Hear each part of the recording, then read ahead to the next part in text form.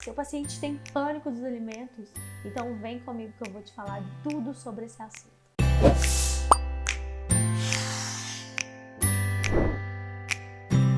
Olá, tudo bem? Eu sou Bárbara, sou terapeuta ocupacional, sou mãe da Cecília. E nessa live de hoje é a live #20 que eu coloquei lá no Instagram. Ela foi transmitida pelo Instagram e está aqui disponível para você. Então assista, tenha um bom proveito. Se quiser comentar, curtir, compartilhar com quem você acha que precisa, fique à vontade. O importante é você aproveitar esse conteúdo. E fique ligado que durante a live eu falei de uma informação muito importante para você ter acesso a um PDF sobre essa aula com todas as informações. Vou lá aguardar a galera chegar. Oi, Leia. Você por aqui?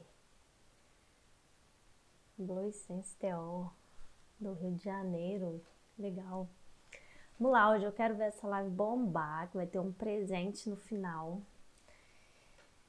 Na verdade, os profissionais, os terapeutas vão se beneficiar melhor com ele. Oi, Rose. Mas a informação é sempre bom para todo mundo, né? Então vamos especial. Oi, Leninha. Leninha sempre presente. Oi, Grazi. Vamos ver quem se mantém até o final para poder ganhar o meu presente. Meu presente é só para quem fica pro final. E se eu estiver esquecendo de falar, vocês me lembram, porque eu tenho esse probleminha. Às vezes eu esqueço, eu vou empolgando em outros assuntos e acabo esquecendo de falar. Oi. Então vamos lá, vamos esperar uns 2 minutinhos aqui, o pessoal ir chegando hoje, o Lei.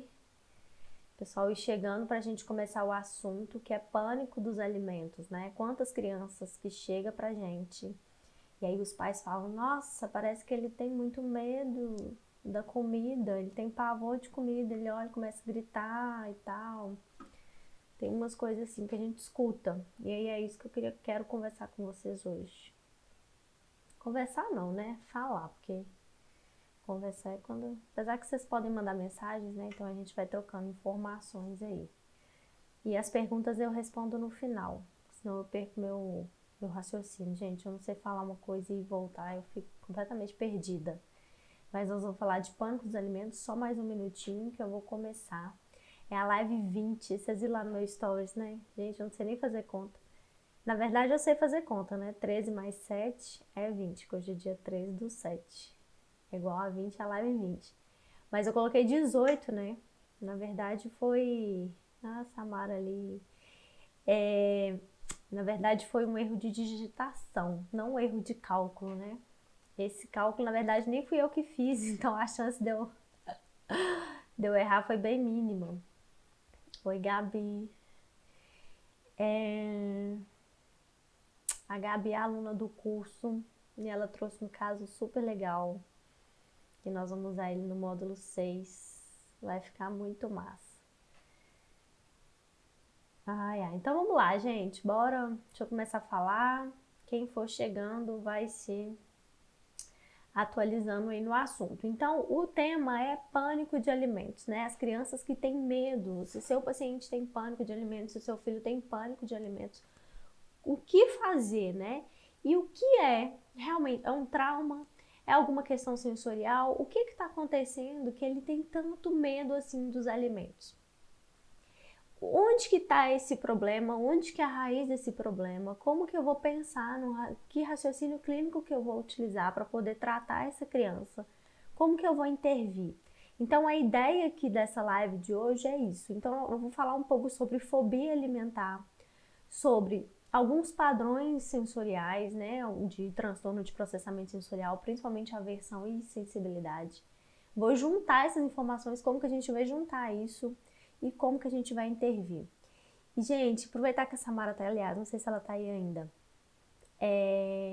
padrão sensorial, né, daqueles quadrantes lá da Winnie. Gente, finalmente eu consegui aprender aquilo, porque antes era igual uma aluna, uma TO que eu supervisiono, ela fala, é como se fosse a primeira vez. Parece que eu entendo hoje, depois eu não entendo mais. E finalmente eu consegui entender com muita clareza. Com muita clareza eu vou conseguir trazer isso aqui para vocês, porque vai ser muito importante quando a gente vai pensar em crianças que têm pânico de alimentos. Porque a gente vai pensar em duas situações, né? Em duas hipóteses diagnósticas, mais ou menos, tá? Uma a gente vai pensar como uma fobia alimentar. Só que essa fobia alimentar, ela não começa do nada. Ela tem algum motivo, tá? E quais motivos que podem... O que que é, né? Na verdade, o que que é a fobia alimentar? Então, é um medo excessivo que está condicionado ao comer e o engolir. Então, não é só o comer, não é só colocar na boca. É a criança, ou às vezes até adulto, tá? Pensar que ele vai ter que mastigar e engolir aquele alimento. E aí isso é muito comum na infância, principalmente, é mais comum, tá? A incidência é maior em meninas do que em meninos. E aí acaba gerando um comportamento mal adaptativo, né? Ou seja, pode ter vômitos, pode ter náuseas, tá? Então, às vezes come, mas aquele medo é tão grande que acaba vomitando aquele alimento, tá bom? Então, esses são os comportamentos de uma criança que tem fobia alimentar, ou de um adulto que tem fobia alimentar, mas o foco aqui vai ser criança. Então, quando essa criança tem a fobia alimentar, ela vai ter esse comportamento, ela tem pânico mesmo, ela vê o alimento, ela não quer ficar perto, ela vê alguém comendo, ela não quer ficar perto, tá? Só que a gente tem que entender que essa fobia alimentar, ela vai ser motivada por algo. Você não nasce assim, acontece alguma coisa que leva a criança apresentar essa fobia alimentar. E o que que vai ser isso? Tá? Isso que a gente tem que pensar. O que que desencadeou essa fobia alimentar? Então, o que que é muito comum? São experiências extremamente negativas ou recorrentes. Ou seja, às vezes foram vômitos frequentes por algum causador alergênico, ou porque a criança não sabia engolir e acabava que vomitava, engasgava até vomitar. Engasgos frequentes pode levar a essa fobia alimentar. Diarreias frequentes, né? Adoecimentos frequentes. Às vezes a criança tem estomatites de recorrência e aí acaba tendo experiências muito negativas com aquele alimento e ele acaba generalizando para as outras comidas, não querendo aquilo mais. A alimentação forçada também é um exemplo que causa essa fobia alimentar. Então a gente vai pensar a fobia alimentar, né, sozinha ali, isolada, como algum ato desencadeador, tá? Algum ato que motivou a criança a desenvolver essa fobia alimentar. Ou então, o que a gente pode pensar também nessa fobia alimentar? Uma criança que tem um transtorno de processamento sensorial, a família não tem consciência, não tem clareza disso, acaba tomando atitudes que vai prejudicar essa criança, e aí ela também pode desenvolver a fobia alimentar. Mas quer dizer que toda criança que tem essa fobia, esse pavor, esse medo de alimento tem transtorno de processamento sensorial? Não, não quer dizer.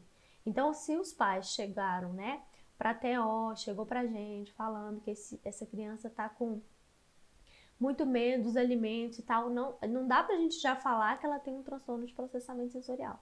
A gente tem que conhecer a história. Então, o medo de alimentos, né, essa fobia alimentar é isso, tá? Eu vou ver um alimento, eu vou ver uma pessoa comendo e vou ficar com muito medo. Vou ter um pavor desse alimento. E aí eu posso ter comportamentos de vômitos, mesmo às vezes, depois de comer, a criança pode ter esses vômitos recorrentes, ou pode nem querer encostar nesse alimento, não ter contato, não ver as pessoas comendo. Mas geralmente foi desencadeado por alguma coisa, tá? A não ser em casos psiquiátricos, né, que tem outras vertentes ali que a gente também vai ter que investigar. Mas quando a família chega, né, com essas características, que a criança tem muito pavor, ela chora, ela grita, ela não quer saber de ouvir falar de alimentos, quando ela tem esse comportamento, a gente vai pensar em uma fobia. Só que não tem um CID para isso, tá? Ela entra em transtorno alimentar. Essa criança entra. Só que a gente falando de criança, né, TO falando de criança, a gente vai investigar melhor de onde está vindo essa fobia. Então, nós vamos investigar a história dessa criança, quais as características que ela tem, e aí vai que a gente imagina que essa criança tem algum transtorno de processamento sensorial. Então, a gente vai ter que pedir os pais para responderem o questionário, né? Ou o SPM ou o perfil sensorial. E depois que os pais responderem esse questionário, nós vamos ter que avaliar essa criança, validar melhor esse questionário, né? Porque às vezes vai vir lá uma diferença provável, então a gente precisa investigar melhor. Ou às vezes a família não conseguiu ter uma visão tão ampla assim da criança, e aí esse questionário ele não vem com tanta verdade. Então a gente precisa investigar melhor se a gente tem alguma dúvida ou de alguma dificuldade vestibular, de alguma dificuldade tática, oral, qualquer uma delas, nós vamos investigar melhor. E aí a gente tem que entender os padrões que apresenta, né, quando tem um transtorno de processamento sensorial, existem alguns padrões que a UNIDU traz pra gente 4. E é eles que eu tava falando com vocês, que foi a Samara que me trouxe total clareza disso, gente. Ela foi tão caridosa, assim, que eu mandei... Não posso nem falar isso, né? Que depois vai todo mundo ficar mandando mensagem pra ela. Mas eu mandei uma mensagem pra ela e ela me deu a luz que faltava na minha vida, entende? E aí nós vamos ter 4 padrões que essa criança pode apresentar. Só que geralmente as crianças que vão ter fobia alimentar, que vão ter esse medo excessivo dos alimentos, elas geralmente vão estar em 2 padrões, que é o de aversão e sensibilidade. Mas eu vou lembrar esses 4 aqui, tá? Pra gente poder encaixar aqui e trazer a clareza que a Samara trouxe pra mim. Ó, ela tá aí ainda, isso aí. Você não tem noção do tanto que fez diferença na minha vida. Então vamos lá, a criança observadora, e se eu falar errado aí você me corrige. A criança observadora, né? Então ela vai ter um alto limiar sensorial, ou seja, ela precisa de muita sensação para ela poder perceber as sensações.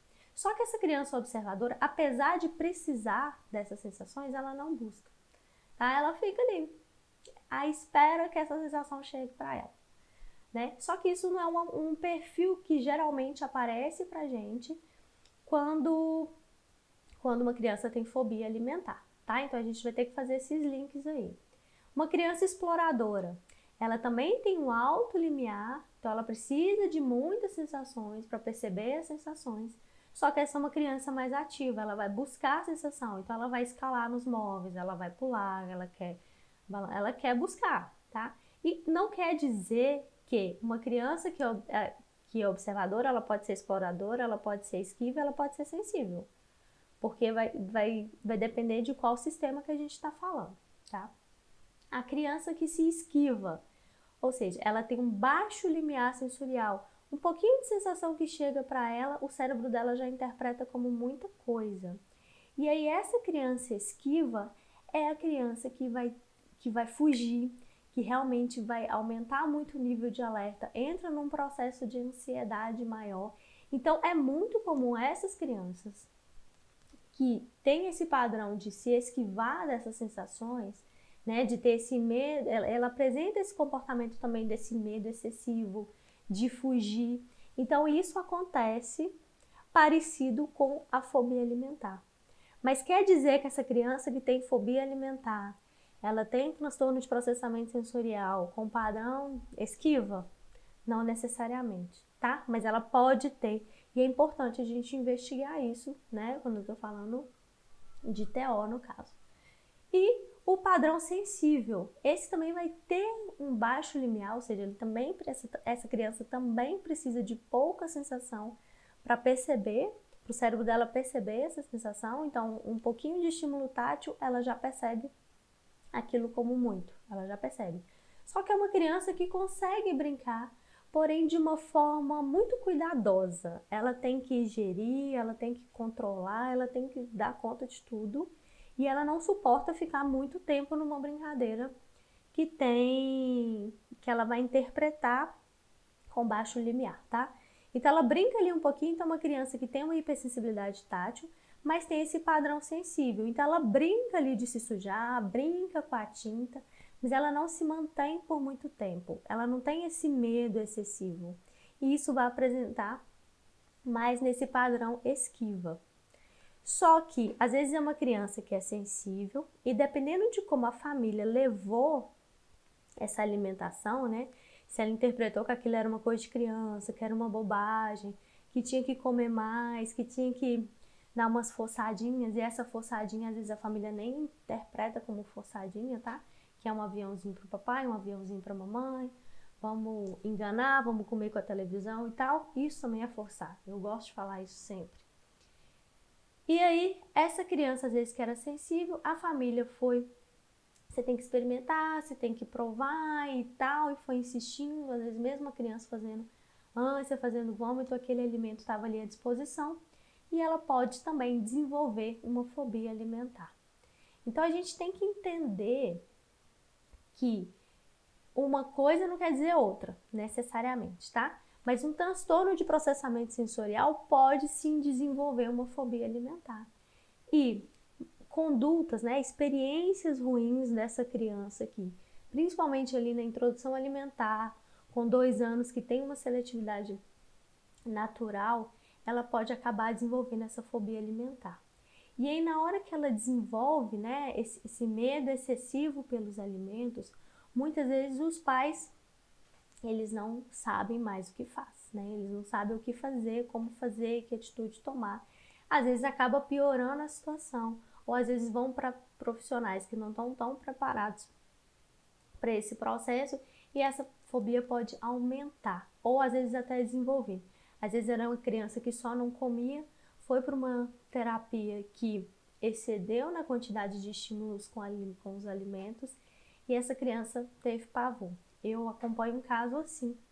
Era uma criança que até comia mais ou menos, mas era ruim, era muito ruim para comer, muito difícil, muito cardápio extremamente limitado. E aí foi para fono, a primeira sessão de fono, um monte de comida. Primeiro que o menino nunca mais voltou lá, e depois que ele nunca mais pegou, ele tá voltando a pegar em alimentos. Então isso é muito sério. E aí a gente tem que juntar os pontinhos, gente. Vocês ficam até o final, porque eu só vou liberar meu presente, que eu já dei o spoiler, que é o PDF, para quem ficar até o final, tá? Porque tem uma coisa que eu vou contar só no final, e aí vocês precisam saber. Então fica aí, me aguenta. Então a gente tem que ligar os pontos. E o que é ligar os pontos, né? A gente entender a história dessa criança. Mas entender a história dessa criança já é bem óbvio pra gente, né? Nós vamos lá construir, desde que a mãe engravidou, o que aconteceu, se engasgou, se não engasgou, como é que foi, não sei o quê, como que foi as primeiras experiências alimentares, como é que foi a introdução alimentar. E aí é comum, às vezes, algumas... A Priscila, gente, tá uma pergunta da Priscila, eu tô me achando, vou responder, tá, Pri?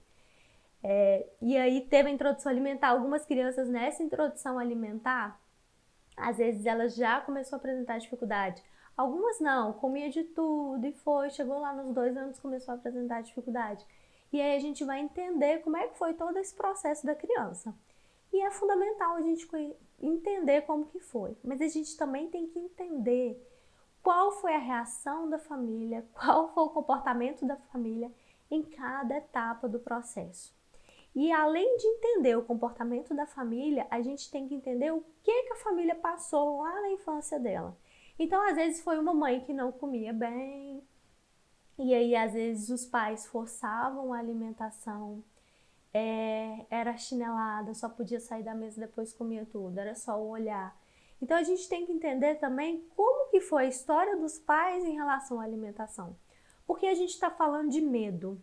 E quando a gente fala de medo, o medo, a gente passa sentimento, na verdade, não só o medo, sentimentos, nós passamos para o outro. Então, se eu tô com medo de alguma coisa, eu acabo contaminando o outro com o meu medo, né? Geralmente é assim. E da mesma forma, mas se tem alguém que é extremamente corajoso, que não tem medo e tudo, e essa pessoa consegue colocar essa coragem acima do meu medo, eu começo a me sentir mais confortável e com menos medo. Então, nesses casos de medo extremo, pânico com os alimentos, costuma acontecer dessa forma. Então, a criança apresenta esse comportamento de medo excessivo com os alimentos. E aí a gente não entende qual foi a história dos pais. O que eles têm de crenças, o que eles têm de vivências, o que eles têm em relação à comida. O que passaram com essa criança para para ter tanto medo assim? Porque geralmente o medo não é só da criança. O medo também tá dos pais. Então, às vezes, essa criança teve um episódio de engasgo, ou engasgava com recorrência, ou foi um engasgo que deu até asfixia, tá? Então, a partir do momento que a gente entende isso tudo, você começa a entender a pressão dos pais, o medo que os pais têm de que isso aconteça de novo. E aí, muitas vezes, o que acontece? Os pais, às vezes, voltam, né, na alimentação. Então, às vezes já estava com um pedacinho, aí volta a dar tudo amassado, batido no liquidificador, peneirado, para não ter risco da criança engasgar de novo. E aí começa a passar esse medo. Não, cuidado, ele não pode comer isso não, que ele pode engasgar. Então, e a criança está absorvendo e está sentindo tudo isso, está ouvindo tudo isso. Ela faz parte desse processo da alimentação. Ela não está ali isolada e os pais aqui isolados. Tem troca, tem conexão ali nessa relação. Então a criança ela está percebendo esse medo dos pais. As mesmas coisas é comum em processos alergênicos, né? Crianças que têm muitas alergias ou que demorou a descobrir o que era alergia acaba gerando essa super proteção.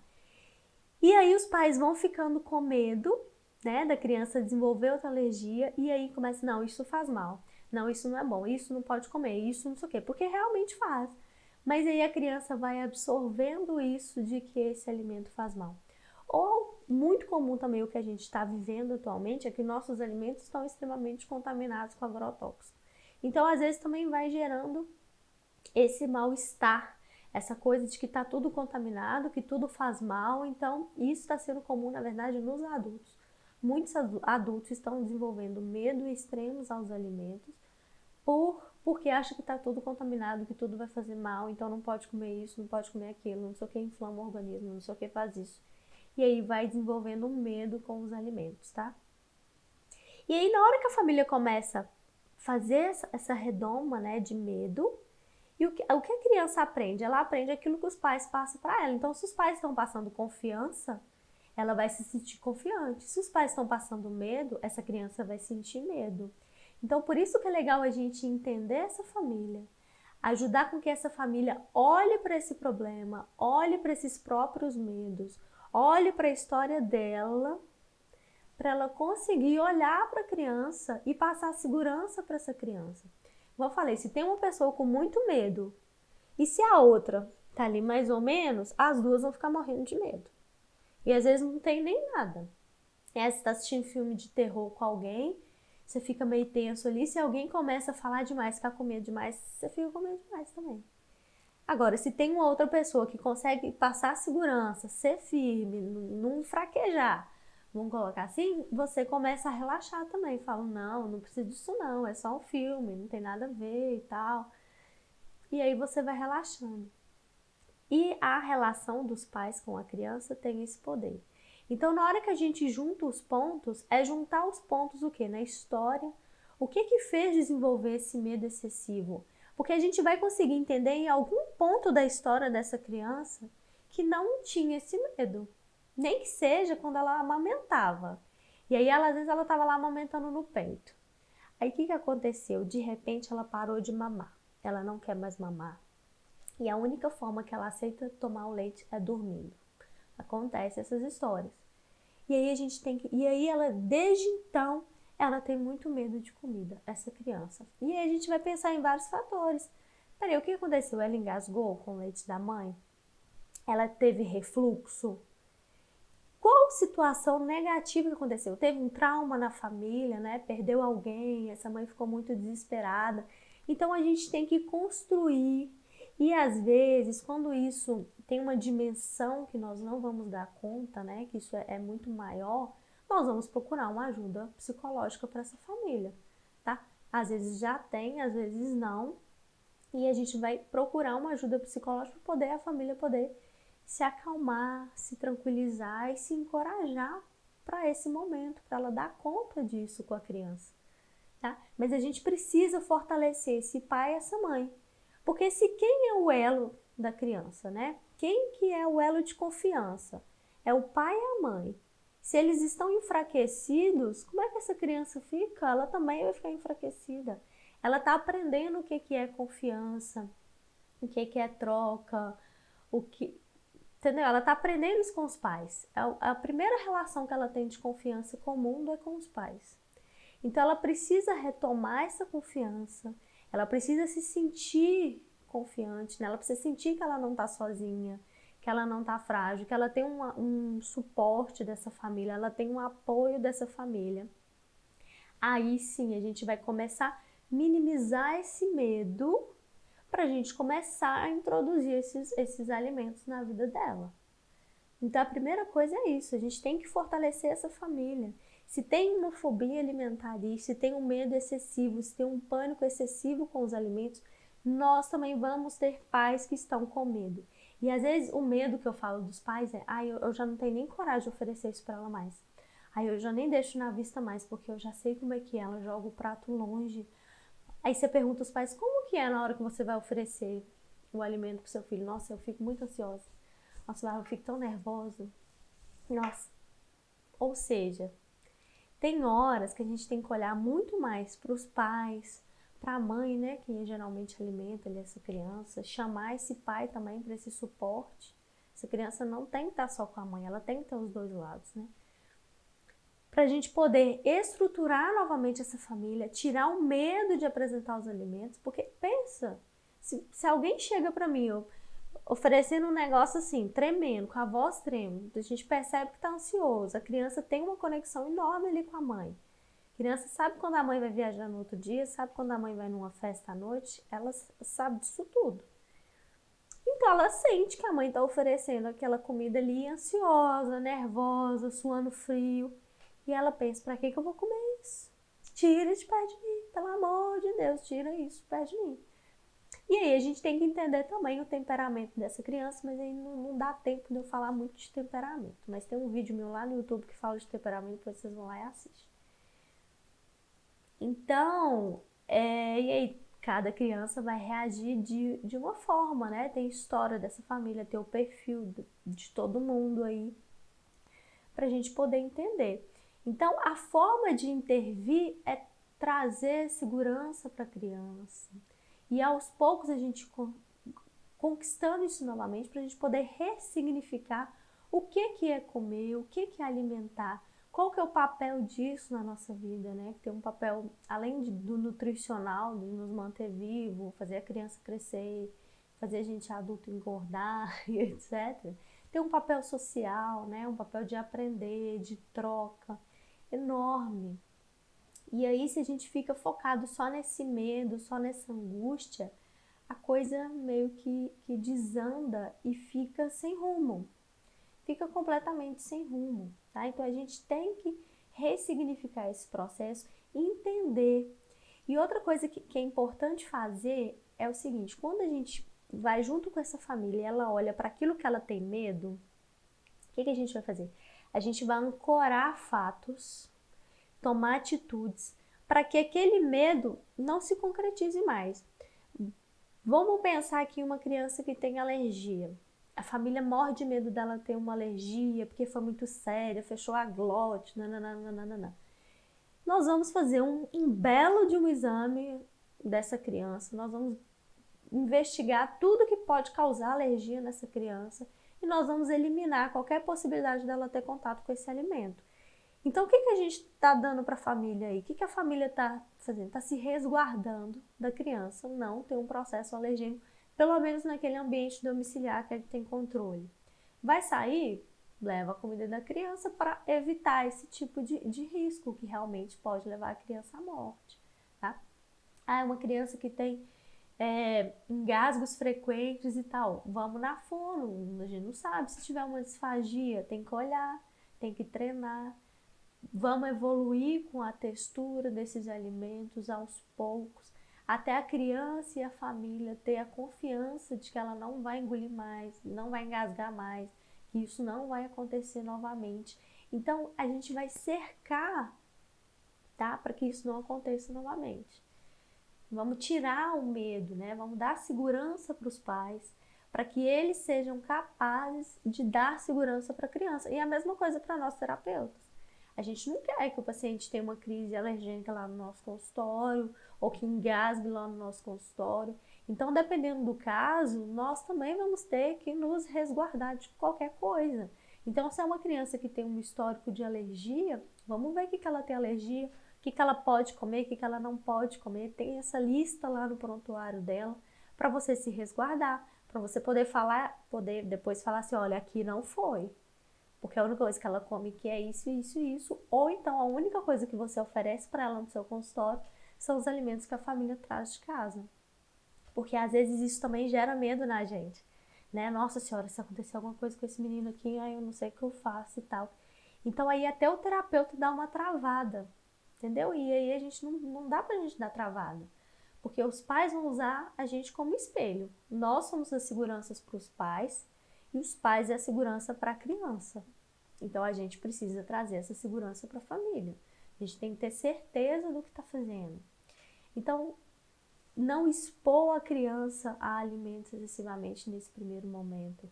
Espere que seja aos poucos, na medida com que ela for aceitando esse contato, essa aproximação com os alimentos, sei lá, ela não suporta ver banana, ela não suporta ver manga. Então, primeiro a gente começa a usar algumas figuras ou um brinquedinho de manga. Ela tá suportando ver isso? Vou mostrar um vídeo?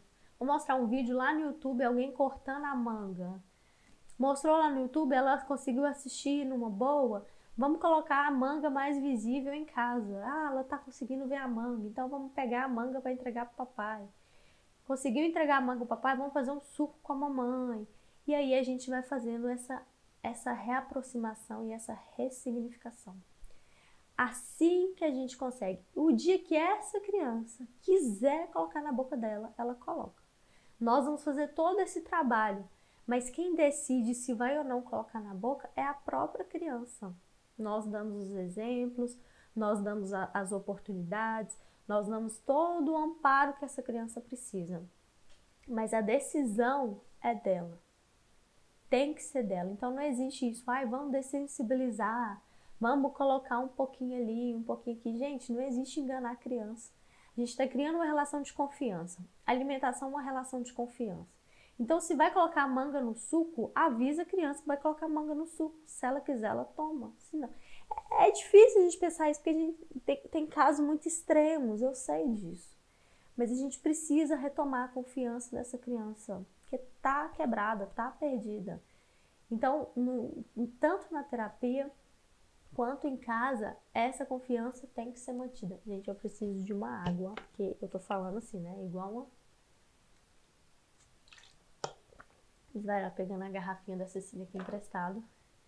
E já tá no final. Mas a gente tem... E aí, a criança tá brincando com a manga, mas ela não põe na boca. Ela não põe na boca de jeito nenhum. Eu falei, tá bom, ela tá brincando. Então, nada de ficar oferecendo, nada de ficar implorando, nada de ficar, ai, por favor, come, só uma lambidinha, você nunca comeu, pra você saber o sabor. Gente, a criança tem medo do alimento, ela tem pavor. Não me fala pra eu pegar uma barata, não, entendeu? Porque eu tenho pavor de barata. Eu não quero pegar uma barata. Mas quem sabe se fizer algum processo comigo, né, devagar, pra eu ir aceitando. Eu não consigo ver vídeo de barata, eu não consigo ver, entendeu? Que nível que eu tô. Então é mais ou menos isso. As crianças estão nesse processo.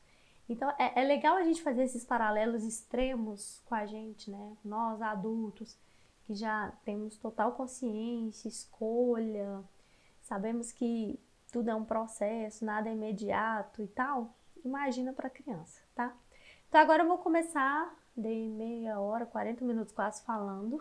Você também, Pri? Nossa, gente, o Dé me mostrou hoje, acho que foi o cara, um professor dele, de desenho, fez uma máscara de, acho que é uma barata mesmo, eu nem consegui olhar direito, com desenho de uma barata na máscara. Nossa senhora, eu sofro só de ver. Então vamos lá. Quem tiver pergunta aí pode mandar.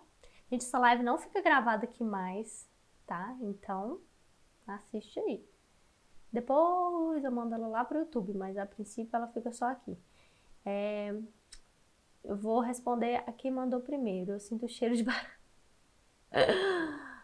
Eu não sinto cheiro, né? Eu só senti cheiro, acho, quando eu tava grávida. Fora isso, eu não sinto cheiro. Gente, peraí. Não é isso que eu quero, não. Eu quero a pergunta da Priscila. Eu espero que esteja aqui ainda. Então, vamos lá. Paciente tolera, toca, cheira, lambe, põe na boca, mas faz ânsia. Chega algumas vezes a vomitar. Socorro. Ai, deixa eu deixar essa pergunta aí enquanto eu falo dela. É isso que eu tava falando. Gente, existe uma ordem para os alimentos. Eu ensino isso lá no curso Pratinho Feliz, mas vou falar disso aqui hoje. Primeiro contato que a gente tem com a alimentação, o que é? Auditivo. Como assim auditivo? A gente escuta o bife fritando, a gente escuta a panela batendo, a gente escuta pão na mesa, garfo, os talheres no prato, e aí a gente já associa o quê? O almoço está chegando. Para uma criança que tem pavor, que tem medo de alimentação, esse barulho para ela já é extremamente estressante. Então ela já pode aumentar o nível de alerta dela só de ouvir prato, talher batendo, que tá chegando a hora do almoço. Então tá, conseguimos passar dessa etapa, ela já não estressa mais, ela já consegue sentar na mesa com a família, tá linda lá e tal. Ela já consegue sentir, ela já consegue olhar para os alimentos. Então ela olha para os alimentos, ela consegue ver a mãe comendo, ela consegue ver o pai comendo, ela já tem um contato visual com os alimentos. Então a gente tem esse contato aqui. Depois o que a gente faz? A gente pega. Então ela já consegue pegar. Então aqui, ó, o paciente tolera, toca, cheira, lambe. E aí quando chega perto do nosso nariz aqui, então o próximo, depois do tato, depois que a gente pega ali, consegue manipular e tudo, a gente vai lá e quando vai chegando perto da boca, o que a gente faz? A gente cheira. Então na hora que a gente cheira esse alimento, já vai dar uma resposta lá pro cérebro. Sai correndo, joga esse negócio fora porque tá perdido. A ideia do cérebro é funcionar desse jeito. Ou pode comer que esse cheiro tá bom. Para uma criança que tem dificuldade alimentar, que tem fobia alimentar, ela conseguiu chegar aqui perto do nariz. Uau, sucesso. Aí ela põe na boca. Porque para ela foi tranquilo, não deu nenhum alerta lá no cérebro dela, pronto. Coloquei aqui dentro da minha boca. Quer dizer que ela colocou dentro da boca dela que ela está preparada para engolir? Não.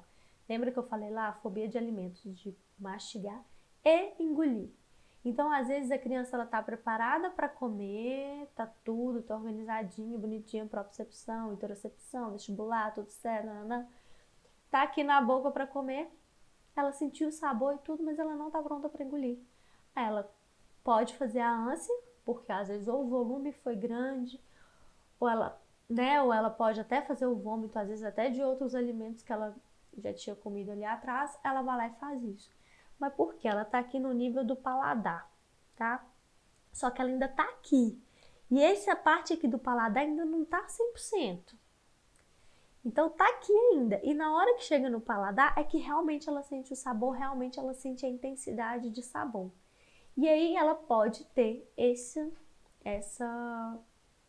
comportamento de vomitar e de fazer ânsia. E aí a gente tem que pensar duas coisas aqui.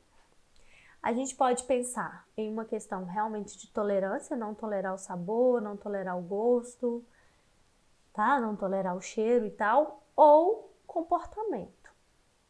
Porque é comum quando a criança faz isso, às vezes a família, ai meu Deus, olha o que ele tá fazendo. Ai, vomitou, ai, fulano, você vomitou de novo. Ai, tá vendo? Ele não aguenta comer banana, ele não aguenta comer maçã. Ai, meu Deus, o que eu vou fazer com esse menino? Ai, meu Deus, eu preciso limpar e tal. Aí a criança, sabe o que ela faz? Ah, tá. Depois ela faz de novo. Então, a alimentação tem ali uma linha muito tênue com o comportamento. Então, por isso que eu sempre falo com os pais, cuspiu, vomitou, não quis, não, fez ânsia, comeu, né? Tem o lado positivo também, conseguiu comer e tal, haja naturalmente. Porque não é que a criança faz essa articulação, assim, igual a gente faz, né? Pra vingar de alguém, pra fazer uma sacanagem com alguém e tal, eles não fazem com essa maldade. Mas eles percebem que aquilo ali gera um comportamento dos pais. Então ela acaba fazendo isso para gerar um comportamento dos pais. Então eu quero um comportamento legal da minha mãe, eu não quero, ela acaba fazendo isso. Então, a criança, você percebeu que ela começou a fazer ânsia, você está percebendo que a coisa vai desandar? Vai desandar a maionese? Sutilmente você tira aquilo. Nossa, vamos, sei lá, você está no seu consultório. Nossa, vamos lá para a escalada? Vamos brincar de boneca? Vamos brincar de carrinho? Pronto, e acabou a parte da alimentação. Acabou. Tira tudo, guarda sutilmente, não fala para a criança o motivo. Ela sabe, ela se sentiu mal, ela não quer aquilo mais. E tira da vista dela.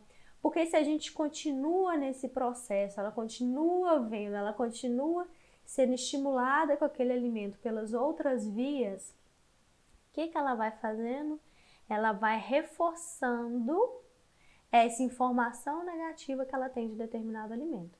Então, sutilmente a gente tira, não faz pressão. Então, percebeu assim lá longe que ela tá fazendo ânsia, que ela vai vomitar, que vai desandar, simplesmente começa a tirar ali e tal, vamos brincar de outra coisa, muda de assunto, como se não estivesse entendendo, e vai fazer outra coisa e acabou aquele tempo da alimentação e tá ótimo. E tá ótimo, tá? Então é isso que a gente tem que às vezes a gente fica achando, ai, foi pouco, nossa, tava quase lá, ela foi lá e fez ânsia e vomitou. Não, foi até onde ela deu conta, foi até onde tinha que ir. Próxima sessão é outro dia. Então na próxima sessão, não leve esse mesmo alimento. Na outra, tudo bem levar. A mesma coisa em casa. Como fez ânsia com algum alimento que a família está apresentando ali, tira esse alimento, pelo menos uns 3, 4 dias sem oferecer, depois oferece de novo. Esse é um processo que costuma dar certo. PRI gera um reforço, justamente. Se ficou bom aí, se me faz com mais alguma dúvida, você manda aí. Juliana, quando a alimentação está associada à rigidez de comportamento, onde devemos ter mais foco de intervenção? Então, a questão da rigidez é, a gente tem que quebrar essa rigidez de alguma maneira. Não é nem que a gente tem que ter um foco aqui, um foco ali, né? É começar a quebrar essa rigidez. E como que a gente quebra essa rigidez? Fazendo rotação das coisas. Às vezes a gente não consegue com a alimentação, às vezes a gente vai conseguir em outros contextos. Então a gente começa a variar a forma de brincar, começa a dar umas quebradas na rotina do banho. O banho vai ser no mesmo horário, mas às vezes ao invés de todo dia, pega o pijama, pega a toalha, vai pro banheiro, liga o chuveiro, passa o sabonete, depois passa o shampoo, depois passa... A gente quebra algumas sequências. Não, hoje vai só pegar a toalha, ir pro banheiro, tomar o banho, depois que vai lá escolher o pijama. É um exemplo. Agora, você já consegue fazer isso na alimentação? O que almoçou hoje, amanhã vai ter um elemento diferente no almoço, dentro daquilo que a criança já aceita, dentro daquilo que ela já come. Novidades no prato só depois que ela está pronta para essa novidade. Então, a gente vai quebrando essa rigidez de comportamento dessa forma. Desculpa, gente. Na hora, a gente vai quebrando em vários contextos. É um copo diferente que pode comer ao lugar da mesa. A gente vai fazendo essas rotações para a criança ir quebrando a rigidez até a gente conseguir entrar no paladar, no cardápio mesmo, conseguir mudar esses alimentos dentro daquilo que ela come e aí ela começa a ficar mais maleável e aceitar melhor o novo. Então a rigidez, eu acho que esse é um dos maiores aprendizados assim, que eu tive estudando a alimentação. Você consegue ir quebrando dessa forma e em vários outros contextos. O paciente chegou no seu consultório, muda um pouco a rotina do que ele faz ali no seu consultório. É uma forma de você ir quebrando a rigidez. Às vezes ele começa com um tipo de brinquedo e aí a gente começa a trazer outros, começa tentando essas trocas, obviamente de uma forma muito gentil e respeitosa, tá? Mas é complicado, não é fácil não, tá? Sinto cheiro de barata, gera um reforço. Carmen, minha filha de 6 anos não gosta nem de sentir o cheiro das comidas, nem de ver outra pessoa comendo. O que fazer para melhorar isso? Então, é isso tudo que eu falei aqui. Primeiro você tem que descobrir qual foi a origem disso, quando começou, para a gente poder entender. Você, como mãe, tem que passar segurança para sua filha. Só que não adianta ficar expondo ela a muitos tipos de comida. Isso tem que ser de uma forma muito não é nem lenta, é respeitosa mesmo, tá? Então, vocês podem começar, por exemplo, na hora do almoço, né? Deixar os alimentos lá no fogão, talvez só uma pessoa nesse primeiro momento comer com ela, tá? Ou às vezes ela comer sozinha, compartilhar dos alimentos que ela come, para depois ela conseguir ver você comendo outros alimentos. Tem todo um processo aí, de uma forma gradativa, essa é a palavra. Gradativa e respeitosa. E aí o cheiro das comidas, eu te oriento, se tá muito aversivo, se tá muito difícil, se sua cozinha tiver porta, fechar a porta mesmo e não deixar a criança ficar ali muito perto. Tem uma outra forma também que às vezes algumas pessoas usam para a criança manipular e brincar ali com os alimentos, se a criança tolerar também. Às vezes é o cheiro do Vick, assim, no bigodinho, e aí às vezes a criança consegue pelo menos manipular os alimentos, tá? Mas se o cheiro incomoda, gente, não chega na boca. Então ela primeiro precisa adaptar esse cheiro, mas não é expondo ela a esses cheiros que vai resolver o problema. Quanto mais a gente expõe a algo que é aversivo, mais aversivo fica. Então por isso que tem que ser de uma forma muito gradativa esse processo.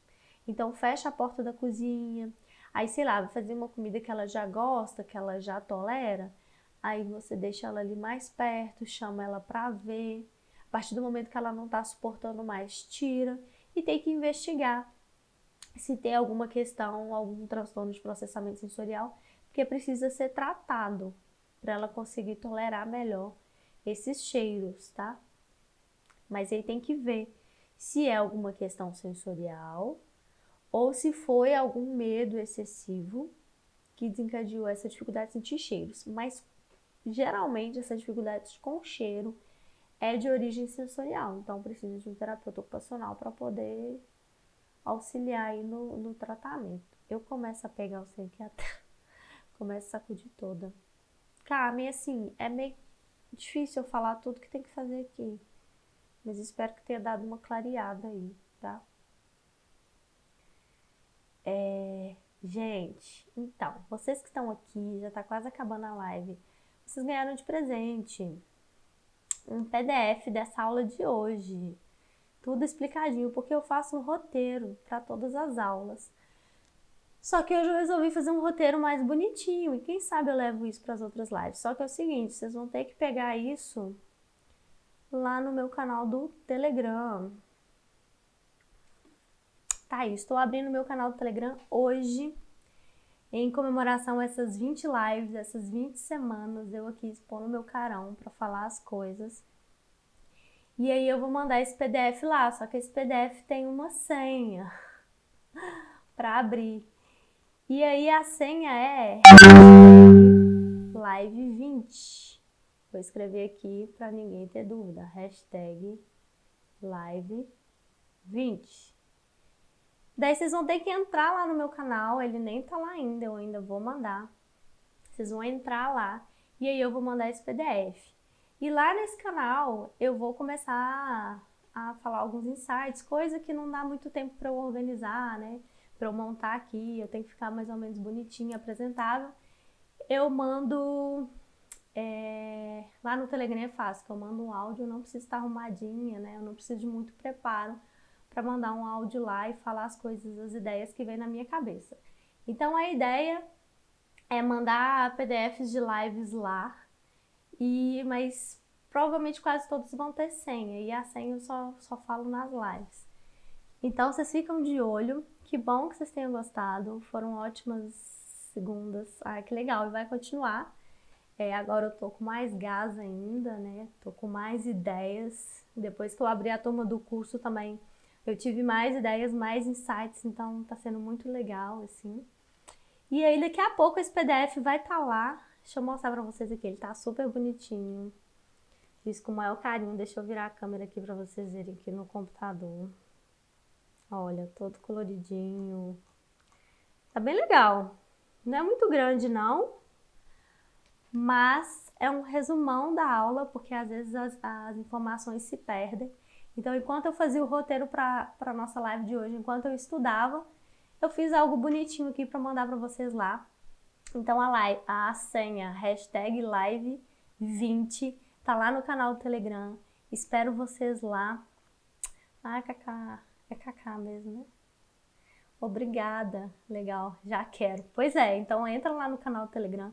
É só ou vocês procuram lá Pratinho Feliz, que vocês vão achar e vai ter essa logo, né, a minha logo lá. Ou então vocês entram nesse t.me/Pratinho Feliz, é só digitar no navegador que já vai cair direto lá no Telegram. Se vocês não têm Telegram, já vai mandar lá para Play Store ou Apple Store, iTunes, né? E aí vocês já baixam o Telegram e já entra lá. Mas acho que tá todo mundo com o Telegram agora, né? Então eu espero vocês lá. Um beijo. Muito obrigada por vocês estarem aqui hoje. Uma live comemorativa feliz mesmo. 20 semanas é muito tempo de...